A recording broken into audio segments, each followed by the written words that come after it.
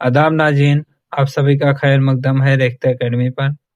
नाज़रीन, आज हम इस वीडियो में उर्दू शायरी में कुछ शेरी इस्तिलाहात के बारे में बात करेंगे, जिसे मतला क्या है, मक्ता क्या है, रदीफ व काफिया क्या होते हैं।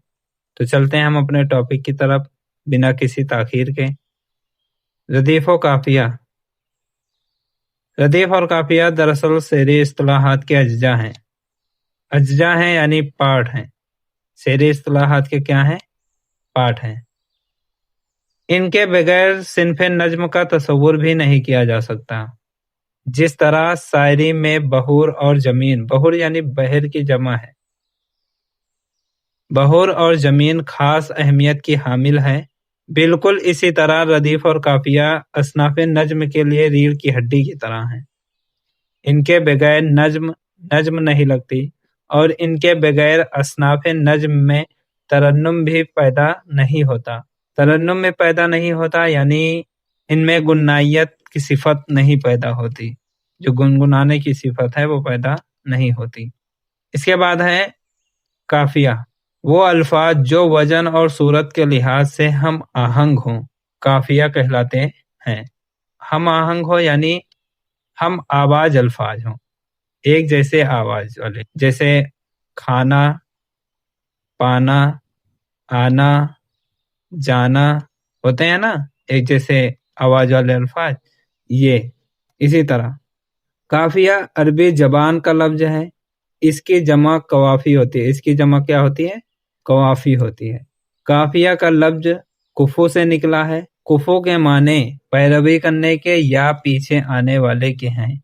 काफिया के इस्लाही माने हम वजन, हम आवाज अल्फाज जो गजल या कसीदे के हर शेर में रदीफ से फौरन पहले आते हैं। नीचे नोट में है, गजल के लिए काफिया जरूरी है। गजल के लिए क्या है? काफिया जरूरी है। मसनवी के हर मिसरे में काफिया होता है। मसनवी के हर मिसरे में क्या होता है? काफिया होता है। काफिया से शायरी में तरन्नुम और तसलसल पैदा होता है। अब यहाँ नीचे मिसाल दिया गया है कि काफिया क्या होते हैं। मिसाल में है, दिले नादा तुझे हुआ क्या है, आखिर इस दर्द की दवा क्या है। इस शेर में, ये गालिब का शेर है, इस शेर में लफ्जे हुआ और लफ्जे दवा क्या है?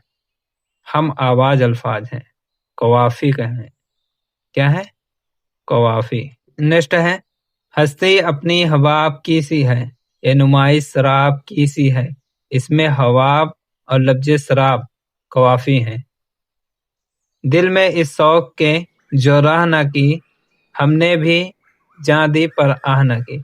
इसमें लफ्जे राह और लफ्जे आह कवाफी हैं। नेक्स्ट है रदीफ। शेर में काफिया के बाद जो अल्फाज मुसलसल तकरार से आए रदीफ कहलाते हैं। रदीफ के अल्फाज एक से जायद हो सकते हैं। रदीफ के अल्फाज एक से ज़्यादा हो सकते हैं। रदीफ फारसी जबान का लफ्ज है। अब यहाँ पे याद रखने वाली चीज़ है, काफिया अरबी जबान का लफ्ज है और रदीफ फारसी जबान का लफ्ज है। रदीफ के माने घुड़सवार के पीछे बैठने वाले के हैं। नेक्स्ट है, रदीफ फारसी शोरा की इजाद है। शायरी इस्तिलाह में रदीफ से मुराद काफिया के बाद आने वाले वो अल्फाज जो मुकर्रर आते हों और यकसा भी हों, यानी काफिया के बाद ये अल्फाज मुकर्रर आते हों और एक जैसे हों, तो वो रदीफ कहलाते हैं। नीचे नोट में है, रदीफ गजल के लिए जरूरी नहीं। काफिया गजल के लिए जरूरी है और रदीफ की कोई कैद नहीं है। जिस गजल में रदीफ हो उसको मुरद्दिफ गजल, और जिस गजल में रदीफ ना हो इसको गैर मुरद्दिफ गजल कहते हैं। मिसाल है, नक्श फरियादी है किसकी शौकिया तहरीर का। यहाँ पे ये हर नहीं रहेगा, मिसप्रिंट हो गया है। कागजी है पैरहन हर पीकर तस्वीर का। आगे देखेंगे, रंज की जब गुफ्तगू होने लगी, आपसे तुम से तू होने लगी। इसमें लफ्जे होने लगी क्या है? रदीफ है। अकेला दिन है कोई और न तन्हा रात होती है, मैं जिस पल से गुजरता हूँ मोहब्बत साथ होती है। اس میں ہوتی ہے یہ ردیف ہے، اور رات اور سات لفظ کیا ہیں؟ کافی ہیں۔ اگلا ہے مطلع۔ مطلع عربی زبان کا لفظ ہے، اس کی جمع مطالع ہے۔ مطلع کا لغوی معنی طلوع ہونے یا نکلنے کی جگہ کے ہیں۔ نیکسٹ ہے مطلع کے اصطلاحی معنی غزل یا قصیدے کا پہلا شعر جس کے دونوں مصرے ہم قافیہ و ہم ردیف ہوں، وہ مطلع ہوتا ہے۔ مطلع غزل کا چہرہ ہوتا ہے۔ مطلع کیا ہوتا ہے؟ غزل کا چہرہ ہوتا ہے۔ مثال میں ہے ہزاروں خواہشیں ایسی کہ ہر خواہش پہ دم نکلے، بہت نکلے میرے ارماں لیکن پھر بھی کم نکلے۔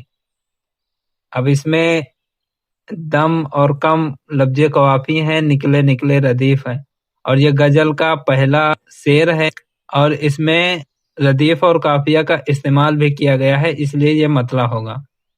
نیکسٹ ہے تیرے عشق کی انتہا چاہتا ہوں، میری سادگی دیکھ کیا چاہتا ہوں۔ نیکسٹ ہے کچھ غلط بھی تو نہیں تھا میرا تنہا ہونا، آتش و آب کا ممکن نہیں یکجا ہونا۔ اب یہاں نیچے نوٹ میں دیا گیا ہے غزل کے علاوہ قصیدہ وہ صنف شاعری ہے جس میں پہلا شعر مطلع کہلاتا ہے۔ اس کے بعد ہے مقطع۔ مقطع بھی عربی زبان کا لفظ ہے، اس کی جمع مقاطع ہوتی ہے۔ مقطع عربی کے لفظ قطع سے ماخوذ ہے جس کا مطلب کاٹنے کی یا قطع کرنے کے ہیں۔ اردو شاعری میں غزل یا قصیدے کا آخری شعر جس میں شاعر اپنا تخلص استعمال کرتا ہے مقطع کہلاتا ہے۔ غزل یا قصیدے کا آخری شعر جس میں شاعر اپنا تخلص استعمال کرے، اپنا کلمی نام استعمال کرے، وہ مقطع ہوتا ہے۔ نوٹ: تخلص کو کلمی نام بھی کہتے ہیں۔ تخلص کو اور کیا کہتے ہیں؟ کلمی نام بھی کہتے ہیں۔ آگے ہے مقطع غزل و قصیدے کے لیے ضروری نہیں، یعنی بغیر مقطع کے بھی غزل ہو سکتی ہے۔ مثال یہاں مقطع کے کچھ مثال دیے گئے ہیں۔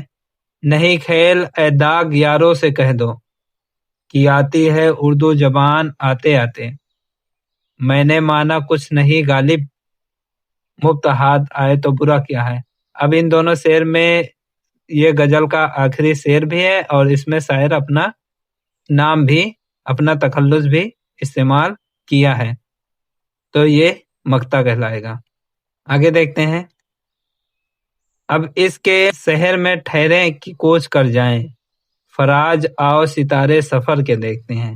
یہ فراج کا شعر ہے اور اس میں شاعر کا تخلص بھی استعمال ہوا ہے، فراج، تو یہ مقطع کہلائے گا۔ ناظرین آج کے لیے بس اتنا ہی۔ آپ کو ویڈیو اچھی لگی ہو تو شیئر اور لائک ضرور کریں۔ ملتے ہیں نیکسٹ ویڈیو میں ایک نئی ٹاپک کے ساتھ۔ والسلام۔